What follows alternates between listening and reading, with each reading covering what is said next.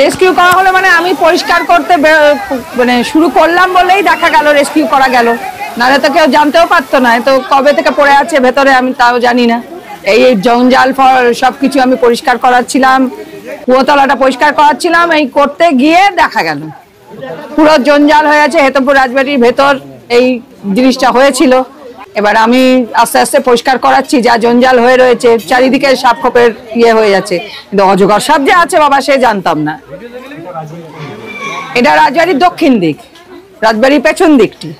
এটা পেছন দিকে যেখানে আমাদের কুয়োতলা, যেখানে আমাদের গোশালা ছিল, কুয়োতলা ছিল, সেই জায়গাতে যে আমাদের 200 বছর প্রায় পুরনো কুয়োতলা, সেই কুয়োতলার ভেতরে এই সাপটি দেখা যায়।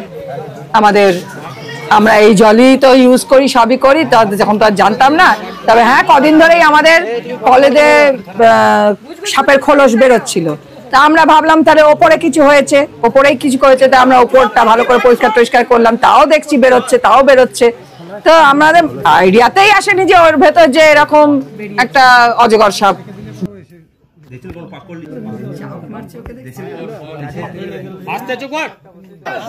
সোমনাথ তুমি সাপের দিকে সাপটা চাই দইটা শুধু হালকা, দই টানবে না কেউ,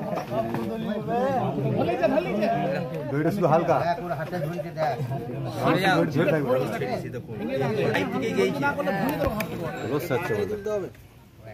হ্যাঁ উঠে গেছে জলদি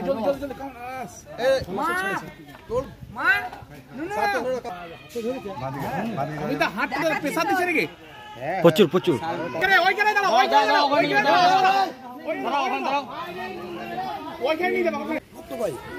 মুখটা হাতে